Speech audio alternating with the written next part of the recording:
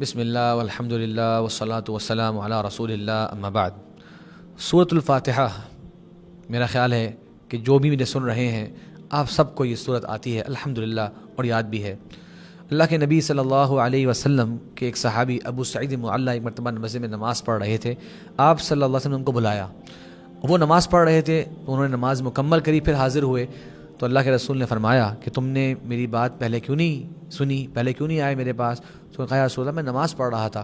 کہا کیا تم نے قرآن میں نہیں سنا کہ اللہ فرماتا ہے یا ایھا الذین آمنوا استجیبوا للہ وللرسول اذا دعاکم لما یحییکم، اے لوگوں جو ایمان لائے، اللہ تبارک و تعالی اور اس کے رسول کی بات کی طرف آیا کرو، اس کو اپنایا کرو جب وہ تمہیں بلائیں اس کی طرف جس میں تمہارے لیے زندگی ہے۔ پھر فرمایا آپ صلی اللہ علیہ وسلم نے کہ میں تمہیں ایک قرآن کی سب سے عظیم صورت سکھاؤں گا تمہارے مسجد سے نکلنے سے پہلے۔ جب آپ صلی اللہ علیہ وسلم مسجد سے باہر جا رہے تھے تو ابو سعید معلیٰ نے انہیں یاد کرایا اور کہا یا رسول اللہ آپ نے کہا تھا کہ آج آپ مجھے قرآن کی سب سے عظیم صورت کے بارے میں بتلائیں گے؟ تو اللہ کے رسول نے فرمایا ہاں، انہا الفاتحہ، یہ سورۃ الفاتحہ ہے، یہ سبع المثانی، یہ وہ صورت ہے جس کا قرآن میں ذکر آیا کہ 7 مثانی آیتیں، مثانی سے مراد جو بار بار پڑھی جاتی ہیں، بار بار ان کا تکرار ہوتا ہے۔ والقرآن العظیم الذی اعطیتہ، اور یہ وہ قرآن عظیم ہے جو اللہ نے مجھے عطا کیا۔ تو سوچئے یہ 7 آیات، انہیں اللہ کے نبی صلی اللہ علیہ وسلم نے قرآن عظیم قرار دیا اور اپنے ساتھی کو اس کا علم دیا جو مجھے اور آپ کو معلوم ہے۔ تو آئیے تھوڑی سی اس محفل میں جاننے کی کوشش کرتے ہیں کہ اللہ تبارک و تعالیٰ کی یہ محبوب ترین صورت، اتنی عظیم صورت پورے قرآن کی، اس میں کیا پیغام موجود ہے۔ سوچئے کب سے میں اس صورت کو پڑھ رہا ہوں، صرف 5 وقت کی فرض نمازیں اگر میں جمع کر لوں فرض رکعات تو 17 مرتبہ میں دن میں اس صورت کو پڑھتا ہوں۔ آج کل تراویح کے حالات ہیں، تراویح کا ماحول ہے، کتنی بار ہم اس صورت کو سنتے ہیں، کیا ہم نے کبھی اس کے مطلب پہ غور بھی کیا؟ کیا اس کا ترجمہ ہمیں آتا ہے؟ یقیناً اس کا مختصر ترجمہ اور اس کی مختصر تفسیر اور تشریح ہمیں آنی چاہیے تاکہ ہمارا ذہن اس کے معنی کی طرف جائے اور اس پہ تدبر کرنے کا بھی ایک موقع پیدا ہو۔ بسم اللہ الرحمن الرحیم، الحمد للہ رب العالمین۔ الحمد کہتے ہیں تمام قسم کی حمد و ثنا، تمام قسم کی تعریفات۔ ہمارے ہاں اکثر سمجھتے ہیں کہ شکر ادا کرنا، اللہ کا شکر ادا کرنا، شکر ہوتا ہے کسی نعمت کے مقابل، اللہ نے آپ پر بہت سی نعمتیں کری، آپ اللہ کا شکر ادا کر رہے ہیں۔ حمد اس سے زیادہ گہرا مطلب ہے اور اس میں زیادہ وسیع معنی پایا جاتا ہے، کیونکہ حمد اللہ تبارک و تعالیٰ کی جو عظیم صفات ہیں، جو اللہ تعالیٰ کی کمالات کا ہمیں علم ہے، اس کو دیکھتے ہوئے اللہ تعالیٰ کی تعریف بیان کرنا، اسے حمد کہتے ہیں۔ تو الحمد، تمام قسم کی حمد و ثنا للہ، لام جو ہے اللہ کے نام سے پہلے، اسے کہتے ہیں لام اختصاص، ہے صرف اور صرف اللہ تبارک و تعالیٰ کے لیے۔ اور اس رب کا یا اس اللہ کا تعارف یہاں کیا بیان ہوا؟ کون سی صفت بیان ہوئی؟ رب العالمین، جو تمام جہانوں کا پالنے والا ہے۔ یاد رکھیے گا رب کا جو لفظ ہے اس میں 3 مطلب پائے جاتے ہیں، ایک خالق، دوسرا مالک اور تیسرا رازق۔ کیا مطلب؟ اللہ تعالیٰ نے مجھے اور آپ کو تمام جہاں کو سب سے پہلے پیدا فرمایا، اس کے بعد ہم سب کی پوری اونرشپ، ملکیت وہ صرف اور صرف اللہ رب العزت کے پاس ہے، اور اس کے بعد رازق، اللہ نے ہر مخلوق کے لیے رزق متعین فرما دیا، کب تک اس نے دنیا میں رہنا ہے اس وقت تک کا پورا رزق یہ اللہ تبارک و تعالی نے مقرر فرما دیا۔ یہ ہے رب، اور وہ کس کا رب ہے؟ العالمین۔ ابن عباس فرماتے ہیں سمندر ایک الگ عالم ہے، خشکی الگ عالم ہے، درخت الگ عالم ہے، آسمان یہ الگ عالم ہے۔ اس طرح کے بہت سے عالم ہیں، ان تمام کا پالنے والا، ان تمام کا رب اللہ تبارک و تعالی ہے۔ تو تمام قسم کی حمد و ثنا صرف اس ذات اقدس کے لیے ہے۔ اس آیت میں ایک بہت ہی منفرد بات یاد رکھیے گا، یہاں پر اللہ کا نام اللہ ذکر ہوا، جو کہ اللہ کا اسم علم، یعنی کہ اللہ تعالیٰ کی پہچان کے لیے یہی نام استعمال ہوا، اور اس میں الہ کا مطلب ہوتا ہے معبود، جس کی عبادت کی جاتی ہو، اور اللہ کی ایک کمال بیان ہوا کہ وہ تمام جہانوں کا پالنے والا ہے۔ یہ توحید کو سمجھنے کے 3 زاویے ہیں، ایک کہ اللہ کا نام وہ خالص اسی کا نام ہے، اس میں کسی اور کی مماثلت موجود نہیں، اسے کہتے ہیں توحید اسماء و صفات۔ دوسرا اس کا مطلب ہے الہ، معبود اس کی عبادت کی جائے، اسے کہتے ہیں توحید الوہیت، کہ صرف اور صرف اللہ ہی کی عبادت ہوگی۔ اور رب العالمین، یہ اللہ کی ایک صفت کا ذکر ہوا یہاں پر جس میں اللہ تعالیٰ کی ربوبیت بیان ہو رہی ہے، کس طرح سے وہ رب ہے، اسے توحید ربوبیت کہتے ہیں۔ تو ایک آیت کے اندر یہ تینوں توحید کے پہلو بیان ہو گئے تاکہ میرا اور آپ کا ایمان اس پر مزید پختہ ہو۔ آگے چلتے ہیں، الرحمن الرحیم۔ الرحمن بہت رحم کرنے والا، الرحیم اس کا معنی بھی بہت زیادہ رحم کرنے والا۔ البتہ ان دونوں میں فرق کیا ہے؟ یقیناً یہ دونوں الفاظ بار بار استعمال ہوتے ہیں، تو اس پہ فرق کرنے میں علماء نے 4 باتیں بیان کی ہیں، ذرا غور سے سنیے گا۔ ایک بات، الرحمن بڑی بڑی نعمتیں دینے والا، الرحیم چھوٹی چھوٹی نعمتیں دینے والا۔ تو بڑی بڑی نعمتیں اور چھوٹی چھوٹی نعمتیں یہ اللہ کی رحمت سے ہیں۔ دونوں میں، الرحمن میں الرحیم میں روٹ ورڈ سیم ہے، را ہا میم، را ہا میم، دونوں میں رحم کا معنی پایا جاتا ہے، لیکن دونوں کے استعمالات کے حوالے سے دونوں میں فرق پایا جاتا ہے۔ دوسرا فرق یہ ہے، الرحمن دنیا میں، الرحیم ہوگا آخرت میں۔ ایک اور فرق یہ ہے، الرحمن تمام مخلوقات کے ساتھ، مسلمان ہوں یا کافر ہوں، ان پر اللہ کی رحمت آ رہی ہے، تبھی وہ سانسیں لے رہے ہیں جو کہ کفار ہیں۔ البتہ الرحیم وَكَانَ بِالْمُؤْمِنِينَ رَحِيمًا، اللہ تبارک و تعالی ایمان والوں کے ساتھ خاص قسم کا رحم والا معاملہ کرنے والا ہے۔ اور ایک اور فرق علماء نے بیان کیا کہ الرحمن کہ اس کی ذات رحم کرنے والی ہے، الرحیم اس کا رحم مخلوق تک پہنچ بھی رہا ہے۔ یہ اللہ تبارک و تعالیٰ کے خوبصورت ترین ناموں میں سے ایک 2 نام ہیں۔ مالک یوم الدین، یوم جزا کا مالک، جس دن ہر ایک کو جزا دے دی جائے گی اس کے عمل کے مطابق، جیسے آپ نے اعمال کیے ہیں ویسے اعمال کا صلہ آپ اس دن پا لیں گے، یہ ہے یوم الدین۔ اور غور کیجئے، اللہ تعالیٰ تو ہر شے کا مالک ہے، دنیا کا مالک ہے، آخرت کا مالک ہے۔ یہاں یہ کیوں کہا گیا کہ یوم الدین کا مالک؟ کیونکہ دنیا کے اندر انسان بھی بہت کچھ اون کرتا ہے، انسان کے پاس یہ بڑی مال و دولت ہوتی ہے تو وہ سمجھتا ہے کہ میرے پاس یہ ہے، میرے پاس وہ ہے، تو کبھی کبھار دھوکے میں پڑ جاتا ہے کہ میرے پاس یہ بہت کچھ ہے۔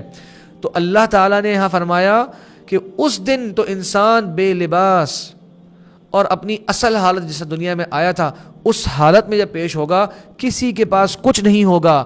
اس دن ساری کی ساری ملکیت اور بادشاہت صرف اور صرف اللہ رب العزت کے لیے ہوگی، وہ اس دن فیصلہ کرے گا۔ تو اس دن کسی کی بادشاہت نہیں ہوگی۔ قرآن میں ایک اور مقام فرمایا لمن الملک اليوم، اللہ فرمائے گا آج کس کی بادشاہت ہے؟ پھر جواب دے گا للہ الواحد القہار، اللہ کے لیے ہی ہے جو کہ اکیلا ہے اور وہ تمام اپنے فیصلوں پر غالب ہے، تمام کی تمام مخلوقات اس کے تابع ہے، وہ تمام کے تمام پر غالب ہے۔ اب اس کے بعد بات جا رہی ہے، یہ پہلی 3 آیات میں اللہ تعالیٰ کی حمد و ثنا، تعریف، اللہ کی صفات کا ذکر آیا۔ اب آ رہے ہیں ہم اللہ تعالیٰ کے ساتھ کیا تعلق ہے ہمارا، اپنی بندگی کو پیش کر رہے ہیں، اپنی عبودیت کو ظاہر کر رہے ہیں۔ ایاک نعبد و ایاک نستعین، ہم صرف اور صرف تیری ہی عبادت کرتے ہیں اور صرف تجھ ہی سے مدد طلب کرتے ہیں۔ یہ بس صرف اور صرف کیوں ایڈ کیا، ذرا غور کیجئے۔ اس کا مطلب یہ نہیں ہے کہ ہم تیری عبادت کرتے ہیں اور تجھ سے مدد طلب کرتے ہیں۔ اگر یہ مطلب ہوتا تو عربک میں الفاظ اس طرح آتے نعبدک ونستعینک، ہم تیری عبادت کرتے ہیں اور تجھ سے مدد مانگتے ہیں۔ یہاں فرمایا ایاک نعبد، مطلب ہے کہ صرف اور صرف تیری عبادت کرنا۔ تو باقی تمام سے عبادت کی یہ کوالٹی لے لی گئی، کوئی اور ذات عبادت کے لائق ہی نہیں، ہم صرف اور صرف تیری عبادت کرتے ہیں۔ اب عبادت بہت ساری ہیں، نماز، روزہ، حج، زکوٰۃ، دل کی عبادات بھی ہیں، اللہ پر توکل، اللہ سے محبت، اللہ کی طرف رغبت، اللہ کا خوف، خشوع، خشیت، انابت، یہ سب کی سب عبادات ہیں۔ یہاں پر ایک عبادت کو اللہ نے ذکر فرمایا اور وہ ہے استعانہ، مدد طلب کرنا۔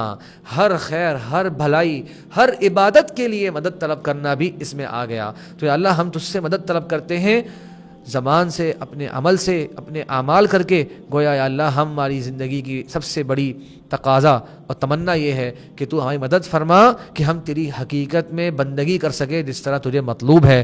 اس کی مدد ہم اللہ سے مانگتے ہیں۔ پھر فرمایا یہ اقرار کر لیا بندگی کا، اپنی عاجزی کا، کمزوری کا، کہ اللہ ہم تیری عبادت کے لیے تیار ہیں۔ اب تیسرا حصہ آ گیا اور وہ کیا ہے؟ اہدنا الصراط المستقیم، اے اللہ ہمیں سیدھا راستے کی ہدایت نصیب فرما دے۔ ذرا غور کریں، ہم ہدایت کا سوال کر رہے ہیں۔ ابن تیمیہ رحمہ فرماتے ہیں کہ اگر انسان جان لے کہ یہ کتنا بڑا سوال ہے تو اسے معلوم ہو جائے کہ یہ کھانے اور پینے اور دنیا کی تمام چیزوں سے زیادہ مانگنے والا سوال ہے کہ اللہ سے ہدایت کا سوال کرنا۔ اور یہی بات بھی سوچنے کی ہے کہ انسان یہ ایک سوال کب تک کرے گا؟